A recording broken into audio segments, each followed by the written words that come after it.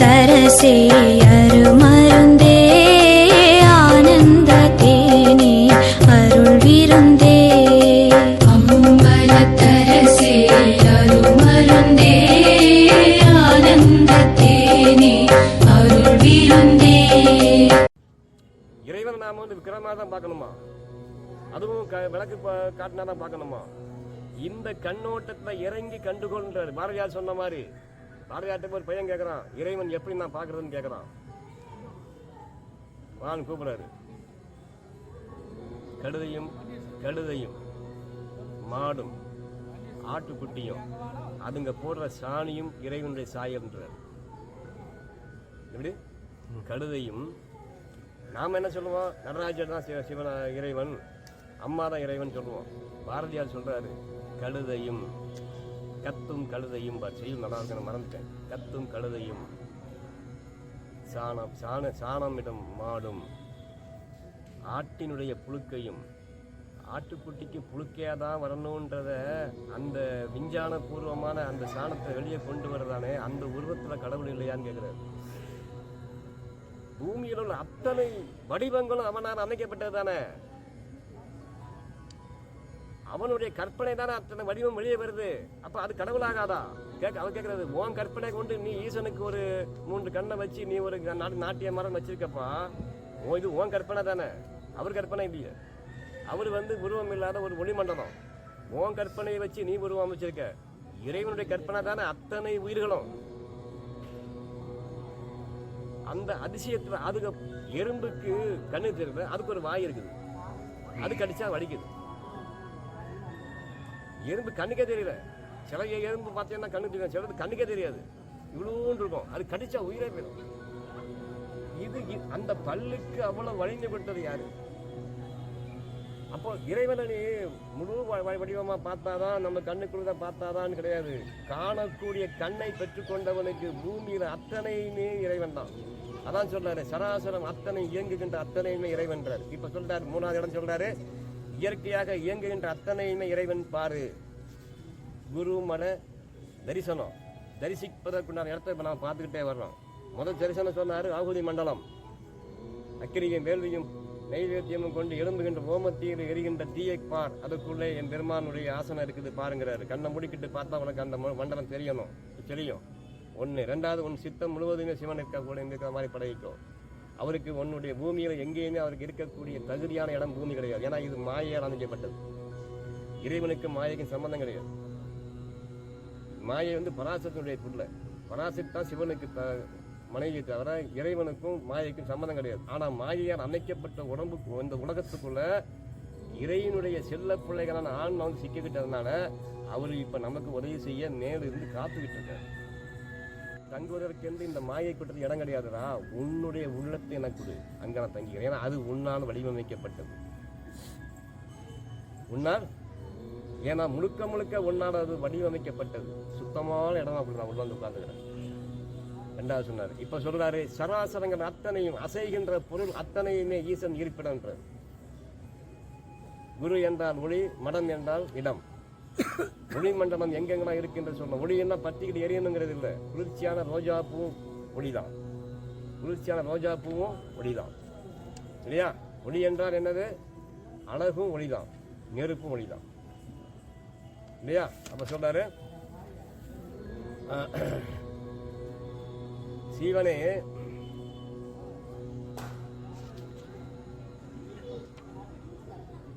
சொல்றாரு, சீவனே நாடும் பெருந்துரை நான் கண்டு கொண்ட பின்பு. அப்படின்னா பெருந்துரை என்றால் என்ன? அறிஞரால் விரும்பி அடையும் சகஸ்திரத்தலம் நான் அறிந்து கொண்ட பிறகு. அறிஞரால் விரும்பி அடையும் சகஸ்திரத்தலத்தை நான் அறிந்து கொண்ட பிறகு ஆராயப்பட்ட சிவபெருமானது ஒளியாகிய திருவடிகளே என்று கண்டுகொண்டேன். தேடியும் காண ஒண்ணாதவனும் சிறப்பான மன மண்டலத்தையே ஆலயமாக கொண்டவனுமாக எம் இறைவன் சொல்றாரு, எப்போதும் மாறிக்கொண்டே இருக்கும் உலகமாகவும் உயிராகவும் உள்ளான் என்பதை உணர்ந்தேன். இப்ப நீங்க 4 சொல்லிருக்காரு. 4ஆம் மூலம் 4 சொல்லுக்காரா 3 சொல்லுக்காரா? ஏற்கனவே 3, இது 4ஆவது. இல்லை, சொன்ன இடங்கள் வந்து முதல்ல வந்து ஆகுதி மண்டலம், ஓமத்தி மண்டலம், 2வது வந்து உள்ளம், இப்போ வந்து சராசரம், 3 இடம் சொல்லியிருக்காரு. இந்த 3மே இறைவன் அமருகின்ற இடமாக வைக்கப்பட்டிருக்கிறது பூமியில். வேறு எங்கேயும் அவர் அமர முடியாது. நாம் அவரை வழியை பிடிச்சி கொண்டு உள்ள போட்டு பூட்டி வச்சிருக்கோம் இருன்னு சொல்லி. அவருக்கு பிரம்மத்தின் நாயகன் அவருக்கு இந்த இடமெல்லாம் இடமே கிடையாது. நம்ம அறியாமை, மனிதனுடைய அறியாமை அவரை ஒரு உருவமாக சமைந்து உள்ளே அவரை அடைச்சி வைக்கப்பட்டிருக்கோம். புரியுதா? ஆனால் அவர் என்ன சொல்றாருன்னா, ஞானம் ஏற்றப்பட்ட ஒரு சாதாரண மனிதனுடைய உள்ளத்துக்குள்ள வந்து அமரத்தான் நான் ஆசைப்படுகிறேன். ஞானத்தால் அந்த உள்ளம் வந்து உருவாகணும். சித்தமே சிவன் உரையும் கோயில்ன்றார். சித்தமே சிவன் உரையுகின்ற கோவில். அங்கதான் அந்த ஒளிமண்டலம் அமர்வதற்கு தகுதியான இடமாக வைக்கப்பட்டிருக்கிறது. இதுவும் பஞ்சபூத கலவை தான். உடல் என்பது பஞ்சபூத கலவை. ஆனா இந்த உடம்புக்குள்ளே உள்ளம் என்பது நம்மளால் செதுக்கப்படுகிறது. இந்த உடம்புக்குள்ளே வந்து அமர்வதற்கு சிவம் ஆசைப்பட்டு கொண்டிருக்கிறது. தகுதி உள்ளவனாக இருந்தால் நான் உனக்குள் வந்து அமர்ந்து கொள்வேன். இப்போ என்ன சொல்றாரு? நாம பார்க்குற பகுதி என்னது? திருமந்திரத்துல குரு மட தரிசனம். அதாவது ஒளிமண்டலத்தில் இருப்பிடம் எங்க இருக்கின்றது ஐயா சொல்றாரு. அதுல முதலாவது சொன்னது சொன்னாரு. 2வது சொல்றாரு, உன்னுடைய சித்தத்துக்குள்ளே சிவன் இருப்பதற்கு தகுதி உள்ளதாக மாற்றிக்கொண்டு 2வது சொல்றாரு. 3வது சொல்றாரு, இந்த பிரபஞ்சம் என்று சொல்லக்கூடிய இந்த சராசரங்கள் அசையும் அசையாத பொருள் அத்தனையுமே சிவமாக இருக்கிறது என்பதை உன் கண்களால் பார்த்து பழகு. கண்களால் பார்த்து பழகு. எப்படி? சிவம் வந்து சராசரம் முழுவதுமே, உயிருள்ள பொருள் முழுவதுமே அசையாத பொருள் அத்தனையுமே சிவத்தின் இருப்பிடம் என்பதை கண்டுகொண்டால் அந்த கண்களுக்கு தங்கி உன்னை அன்னைக்கே சொல்லுங்க, கண்ணா அதையெல்லாம் நமக்கு தேவையில்லை. இங்க மட்டும் பார்க்கணும். நீங்க புரியுதா? கிராஸுக்கு வந்தேன்னா இங்க மட்டும் பார்க்குற மாதிரி பழகிக்கும். இல்லைன்னா தள்ளி உட்காந்து போய் நான் படமெல்லாம் சொல்லிக்கிறேன் அவங்ககிட்ட. கிராஸுக்கு வரையா, இதெல்லாம் பல கோடி கொடுத்தாலும் கிடைக்காத பொருள் இதெல்லாம். கேட்டு முதல்ல படகு. உனக்கு வந்து உட்காந்துட்டு நீ என்னமோ அப்படி எப்படி இங்கே பார்த்துக்கிட்டு இருக்கிற. புரியுதா? என்ன சொல்றாரு? சித்தம் என்பது சிவன் உரையும் ஆலயமாக மாற்றிக்கொண்டால் அங்கே வந்து அவன் அமர்வதற்கு தயாராக இருக்கிறார். சிவத்துக்கு ஐராயத்து வகையெல்லாம் கிடையாது. யாராவது ஒரு நல்ல உள்ளத்துக்குள்ள உட்காரலாமான்னு ஆசைப்படுறாரு. 3வது என்ன சொல்றாருன்னா, சராசரம் என்று சொல்லக்கூடிய அசையும் அசையாத பொருள் அத்தனையுமே ஈசனுடைய வடிவம். பாரதியார்ட்ட கூப்பிட்டு கேட்கிறாரு. பாரதியார் பையன் போய் கேட்கிறான், ஐயா இறைவன் எங்க இருக்காருன்னு கேட்கிறான். பாரதியார்ட்ட போய் அவர் சொல்றாரு, கத்தும் கழுதையும்